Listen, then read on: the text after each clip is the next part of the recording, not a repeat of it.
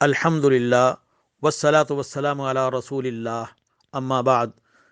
شیخ البانی رحمۃ اللہ علیہ نے ایک روایت اپنی کتاب فضل الصلاۃ اس میں نقل کی، اور یہ صحیح حدیث ہے۔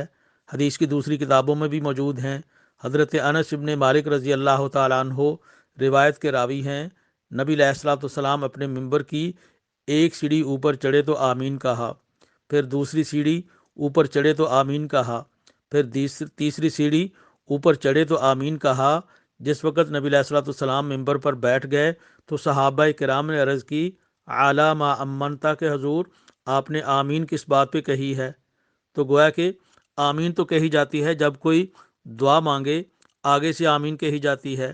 جب ہم اپنے بھائی کو کہتے ہیں کہ بھائی میرے لیے دعا مانگنا، وہ دعا مانگے تو پھر آگے سے آمین کہی جاتی ہے۔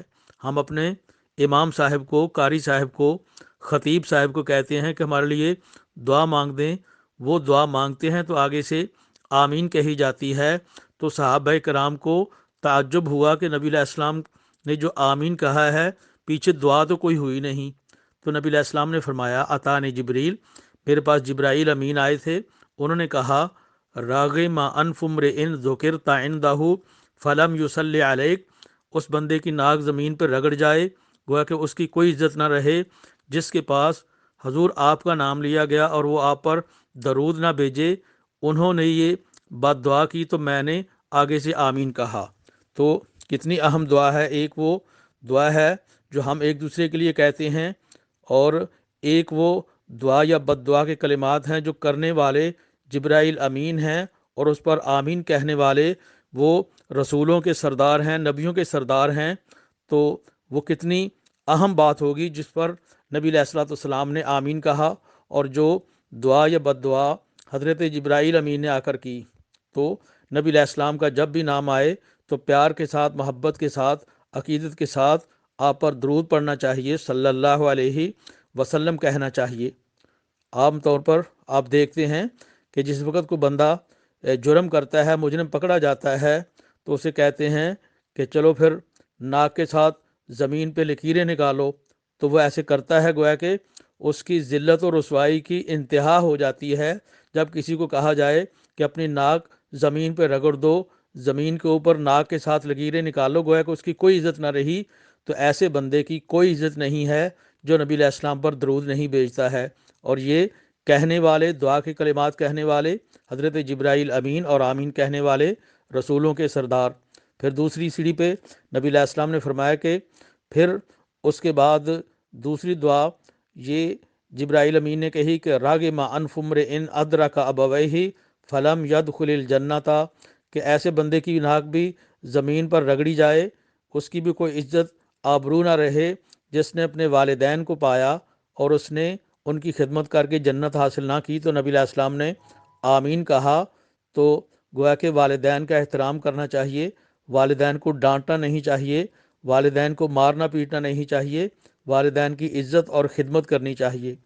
تیسری سیڑھی نبی علیہ السلام نے فرمایا کہ حضرت جبرائیل امین نے کہا، راغم انف امرئ ادرک رمضان فلم یغفر لہ فقلت آمین۔ تیسری بات کہ جس بندے کو رمضان مل گیا اور وہ رمضان کے بخششوں والے، رحمتوں والے مہینے میں بھی اپنے گناہوں کو معاف نہ کروا سکا، تو ایسے بندے کی بھی کوئی عزت نہ رہے، اس کی ناک بھی زمین پہ رگڑ جائے، اس کی بھی عزت و آبرو کوئی نہیں ہے۔ تو نبی علیہ السلام نے اس پر بھی آمین کہا۔ تو گویا کہ اتنا اہم معاملہ ہے، اس پہ ہمیں غور کرنا چاہیے، ان امور پہ ہمیں عمل کرنا چاہیے۔ صحیح مسلم کی حدیث نمبر 920، نبی علیہ السلام اپنے پیارے صحابی ابو سلمہ رضی اللہ تعالیٰ عنہ جب وہ انتہائی آخری وقت میں تھے، فوت ہو رہے تھے، اس وقت پہنچے، اور اس دوران ان کی روح پرواز کر گئی، تو نبی علیہ الصلوۃ والسلام نے ان کی آنکھیں بند کر دیں۔ تو نبی علیہ السلام نے فرمایا کہ ان الروح اذا قبض تبعہ البصر، جس وقت روح پرواز کرتی ہے تو آنکھیں اس کو پیچھے لگ جاتی ہیں، گویا کہ ادھر دیکھتی ہیں۔ فضج ناس من اہلہ، تو ان کے اہل میں سے کچھ لوگوں نے رونا شروع کیا۔ تو نبی علیہ السلام نے فرمایا کہ لا تدعوا علی انفسکم الا بخیر فان الملائکۃ یؤمنون علی ما تقولون، ایسے موقع پہ جو غم آیا ہے، ایسے موقع پہ آپ کوئی جزا فضا نہ کریں، کوئی ایسے کلمات کے لٹے گئے، مارے گئے، ہائے ہائے حال و دار و کچھ نہ بچا، تو اس طرح کے کلمات کہنے کی بجائے آپ اللہ کی رضا پہ راضی ہو جائیں، انا للہ و انا الیہ راجعون کہیں، اللہ تیرے فیصلے پہ ہم راضی ہو گئے۔ جو بندے یہ کہتے ہیں تو نبی علیہ السلام نے فرمایا کہ فرشتے بھی اس بندے کے لیے آمین کہتے ہیں، تو ایسے موقع پہ ہمیں اچھے کلمات کہنے چاہیے، ورنہ اگر کوئی بندہ برے کلمات کہتا ہے تو اس پر ہی آمین ہو جاتی ہے۔ صحیح مسلم کے حدیث نمبر 2733 2733، نبی علیہ السلام یہ فرمایا کرتے تھے، دعوت المرء المسلم لاخیہ بظہر الغیب مستجابۃ، مسلمان بھائی اپنے مسلمان بھائی کے لیے غیب میں جب کہ وہ پاس نہیں ہے، اس کی غیر موجودگی میں جب دعا کرتا ہے تو وہ قبول کر لی جاتی ہے۔ تو ہمیں چاہیے کہ جب ایک دوسرے کے سامنے ایک دوسرے کے لیے دعائیں کرتے ہیں، اچھے کلمات کہتے ہیں، خیر کی بات کہتے ہیں، تو جب ہمارا بھائی پاس موجود نہیں ہے تو اس کی غیبتیں نہ کیا کریں، اس کی پگڑیاں نہ اچھالا کریں، بلکہ اس کے لیے اچھے کلمات کہا کریں اور اس کے لیے دعا مانگا کریں۔ جس وقت غیر موجودگی میں کوئی بندہ اپنے مسلمان بھائی کے لیے دعا کرتا ہے تو ان رأسہ ملک موکل کلما دعا لاخیہ بظہر الغیب، جب وہ دعا کرتا ہے تو ایک فرشتہ اس کے پاس موجود ہوتا ہے، تو وہ فرشتہ کہتا ہے کہ آمین والا کا بمثلن، تیرے لیے آمین ہے، اور جو تو نے دعا مانگی ہے تجھے بھی وہی حاصل ہو جائے۔ گویا کہ اگر کوئی بندہ اپنے کسی بھائی کے لیے شفا مانگتا ہے تو اس کی شفا کے لیے، اس کی صحت یابی کے لیے فرشتے دعا کرتے ہیں۔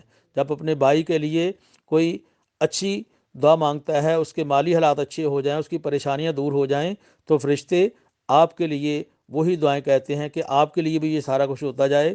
تو اپنے بھائی کے لیے جب ہم اچھے کلمات رکھیں گے، اچھی دعائیں مانگیں گے، اچھی ایک دوسرے کے لیے ہم دعا کریں گے تو فرشتے ہمارے لیے آمین کہیں گے۔ اللہ تعالیٰ سے دعا ہے کہ ہمیں ایک دوسرے کی خیر خواہی کرنے کی توفیق عطا فرمائے، آمین یا رب العالمین۔